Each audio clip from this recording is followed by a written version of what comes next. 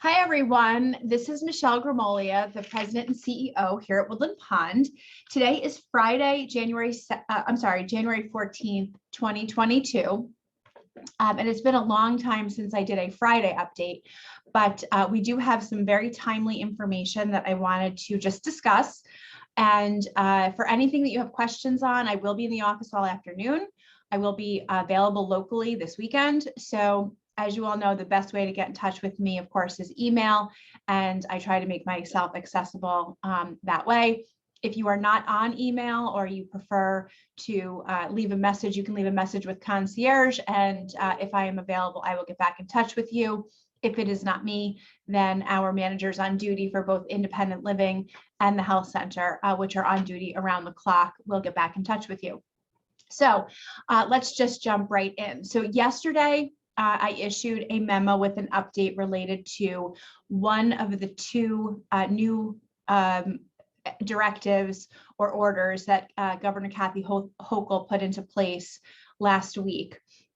We have received further clarification and operationalized what we will be doing with the requirement that all skilled nursing visitors must be tested for COVID prior to a visit. So just to back up for a moment, the governor did indicate that she would like all visitors to all New York State skilled nursing facilities should be tested or required to be tested within the preceding day or 48 hours of a visit. So specifically, what she is permitting, or what the Department of Health is permitting, is that you need to have had a PCR test within 48 hours of your visit, and you must have a negative result in hand, or you are permitted to have a rapid test within 24 hours of your visit, and again, have the negative result in hand prior to your visit. So as we all know right now, cases are up all over the place, although the cases are very mild. I think we were surprised to see this requirement go into effect because nursing home cases are not up particularly in any way above and beyond sort of the public. It's sort of the same. And the cases are relatively mild. However, we are obligated to follow the regulations that the Department of Health puts in place for us. So because the regulation is just in effect for skilled nursing right now, this will simply affect skilled nursing visitors at this time. It will affect all skilled nursing visitors. So that includes residents that live here on campus that are in independent living or in assisted living and wish to visit skilled nursing. So you will need to comply as well. I believe that each of you has been contacted individually or will be, so that you can understand the special process that we have put into place in order to let you comply with this. But for those of you that do not live on campus, you will have a choice when you visit skilled nursing. You will either bring us a PCR test that was taken within the last 48 hours and has a negative result, or a rapid test within the last 24 hours with a negative result, or we have test supplies here for you on campus. So beyond the testing requirement, visitation rules have not changed. So we are offering visitation 24 hours, 7 days per week. The number of visitors is not limited. So it just is a matter of that you will all have to test upon arrival. So the process for that, we have tried to make it as simple as possible. The state has fortunately sent us a limited test supply for this individual purpose. So you will check in as usual at the reception desk, and reception will screen you as they normally do. They will provide you if you need a test, they will provide you with a test kit and instructions. The test kit is an individual standalone kit. All of the pieces that you need are right in there, and the instructions are there for you. You will go to your car and take the test. You will wait 15 minutes for the result.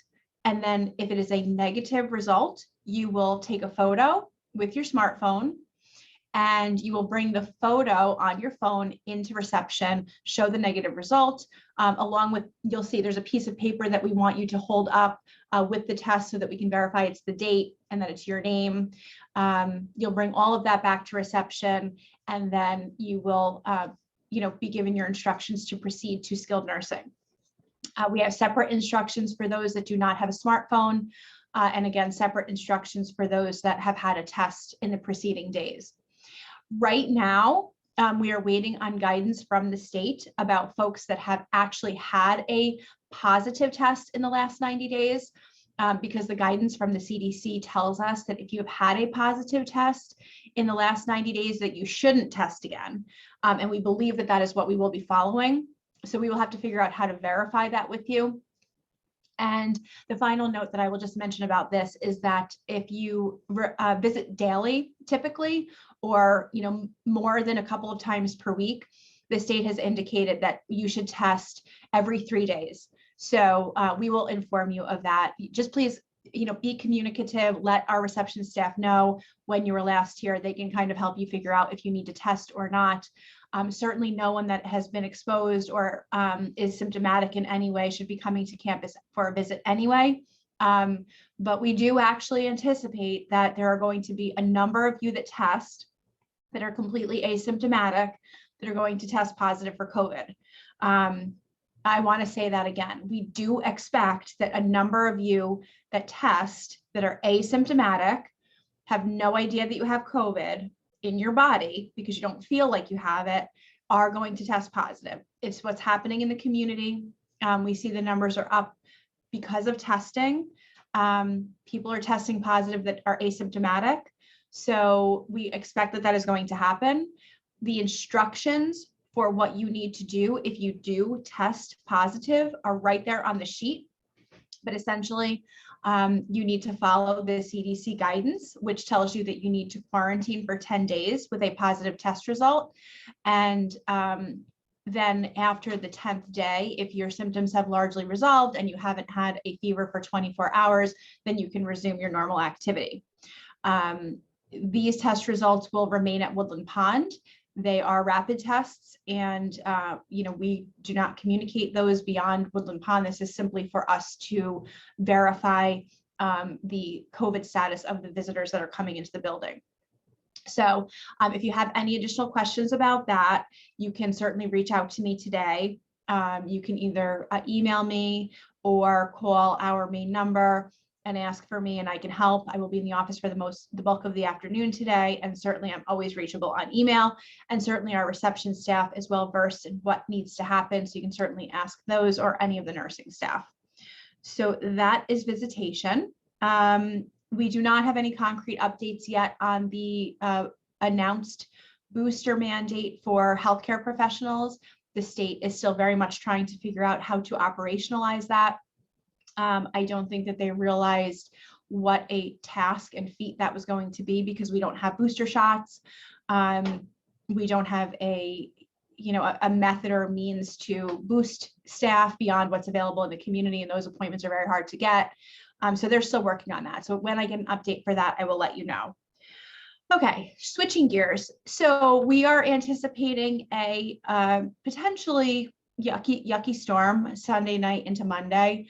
It seems like it could either hit us or it couldn't, or it could be somewhere in between. But I always like to take the opportunity to remind everyone of our emergency procedures. So first and foremost, Woodland Pond has a snow removal company that we utilize.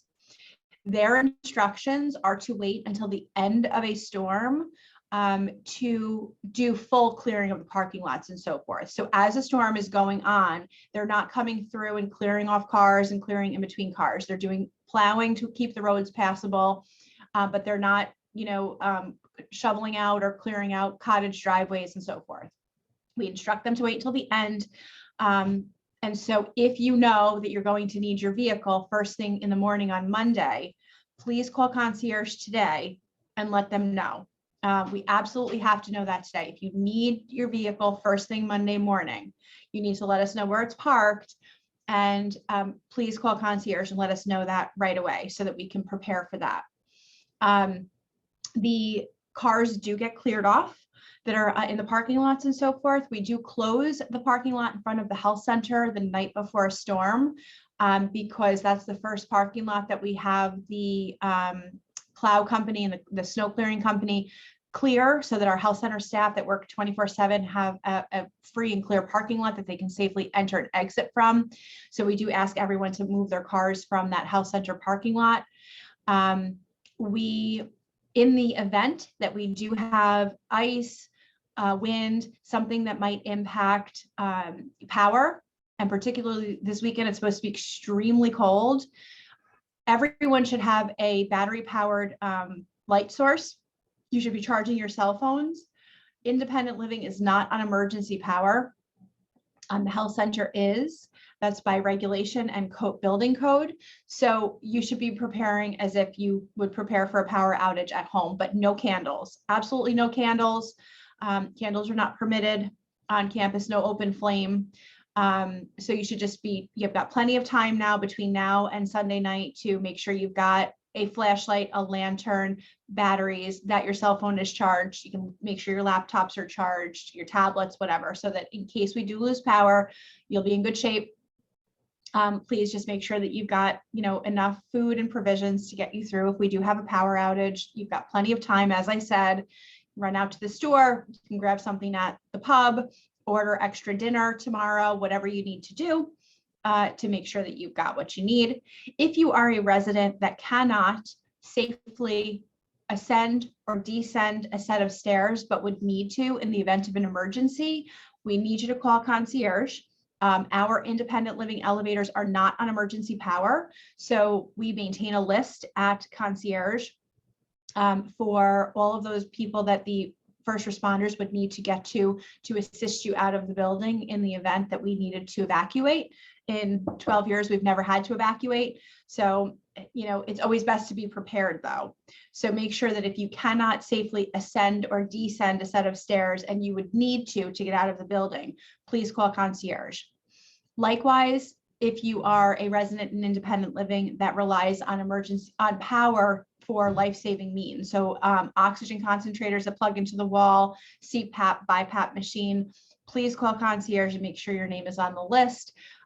For health center, we have all of that information. So health center residents, you don't need to worry about that. And again, the health center is on emergency power. So the cold, we are expecting the coldest weather that we've probably had in 2 years over this weekend. So just as with your own home residences, there's always a great risk of pipes bursting. There's a building code, the building is built to code, but there are certain parts of the building that are more heavily exposed to cold winds. Certainly the ends of the buildings, the cottages and so forth, they are going to get more whipping wind if it's cold. So it would be a good idea. I would recommend for everyone in cottages, particularly in your bathrooms and any apartments on the end units, especially on the lower floors, open up your kitchen cabinets, open up your bathroom cabinets, especially overnights in the next couple of days. This will ensure that the heat from your apartment or cottage goes right into those under cabinets and helps to make sure that we don't have any issues with pipes freezing. If you have any questions about that, please let us know, and we will get in touch with you to help you with that. Okay, so the next two things relate to next week.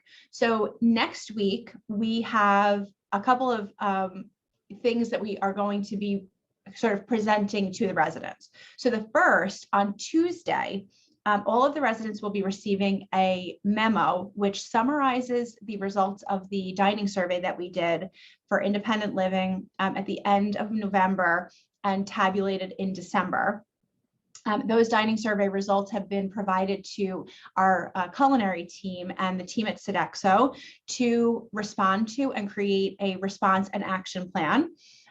We thought this was extremely important because of two reasons.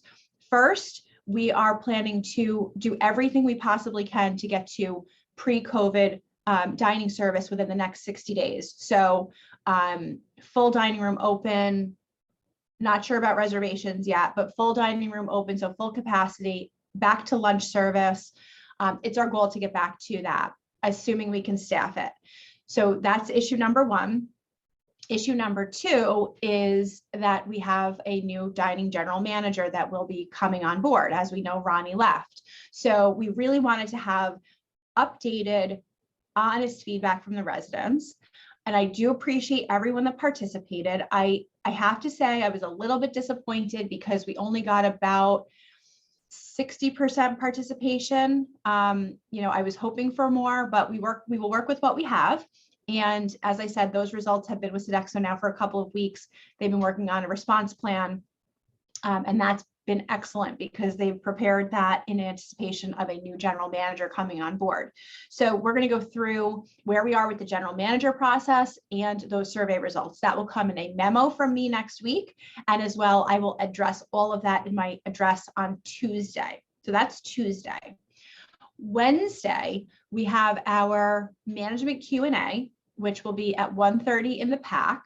That is an in-person event. You must wear a mask, but we are asking for as many people to come as possible. These really are amazing meetings. This is the place to ask questions of us every month. I have been disappointed with how many people have not been coming, and I think that you're missing out on being able to ask questions. So if you're on campus and you have availability on Wednesday at 1:30, please do come in person to that management Q&A. Hear the information firsthand, have the opportunity to meet your neighbors and ask questions. But on that Wednesday, we will be discussing any follow-up related to the information that we share on Tuesday with the dining. And then we will also be covering an update on a under consideration cottage expansion on campus. So we have been doing moderate due diligence on potentially adding just a couple of cottage units here on campus. As you all know, we have an extensive waiting list in all of our largest units. We can add on to the building, and we have a little bit of land that we can add cottages. So we've been looking at the feasibility of that, looking at the waiting lists and so forth. So we're ready to give you an update. I know that there's been a lot of rumors flying, but we have not done anything material since we took this preliminarily to the planning board in September. Everyone knew that we did that. That was a public meeting. We haven't engaged anyone. We haven't designed anything, but we do have we're getting close to that point. So what I'd ask of you all is if you have any questions about the process, to please email me those questions in advance. I'd like to have the questions by Monday afternoon or Monday evening so that we can prepare everything for Wednesday. We will be prepared to cover a full update as to where we are at this point in time. And we'll like to obviously include any questions that you have. So if you do have questions about that process, go ahead and email those over to me, or get those to concierge by the end of the day Monday, and we will go from there. Okay, so Sunday we have a concert, and I'm just going to refresh my memory as to the time. This is a piano concert in person. And it's going to be a really chilly day. It's going to be a great day to go enjoy live piano music. So I hope that you can all come down. We do have a limit of 50 right now because we're still in limits until Wednesday. But we want to definitely fill those 50 seats. And then the rest will be on channel 1340. Let's see. This is a brother and sister duo. Ethan and Raina will come to us and perform at 2 p.m. in the PAC. This is a piano concert from students at Arlington High School, and they've been playing, these siblings have been playing for years. I think it's going to be an excellent concert, and so I hope that you can all put that on your calendars and plan on either watching on 1340 or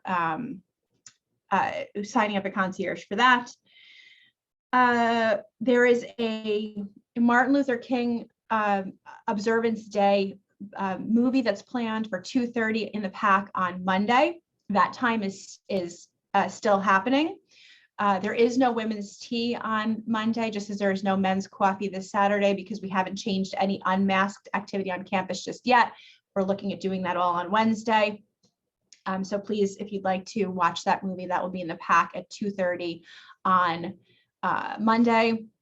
There is also a special presentation at 2 p.m. in the PAC on Tuesday that will be facilitated by Rhea Stein, and it's called How the Dream Started. There's information about that in your Chanticleer. So those are some Martin Luther King Day observance type items. Then after the management Q&A on Wednesday at 1:30, we are going to celebrate Ina Patorf, who has been with us a year. You all know Ina, her little dog will be welcoming everyone. This is Ina's gift to the residents to join. This is the first day we're going to have unmasked activity back on campus, so it works out beautifully. between 2:30 and 4:30, I think in the pub. Yes, in the pub. Ina has asked that her neighbors come down, celebrate, say hi. You know, she'd like to thank everyone for the year that you've given her, but I think it's a great opportunity for folks to get to say hi to each other and see each other. So we're going to hope that everybody kind of enjoys that on Wednesday afternoon after the management Q&A.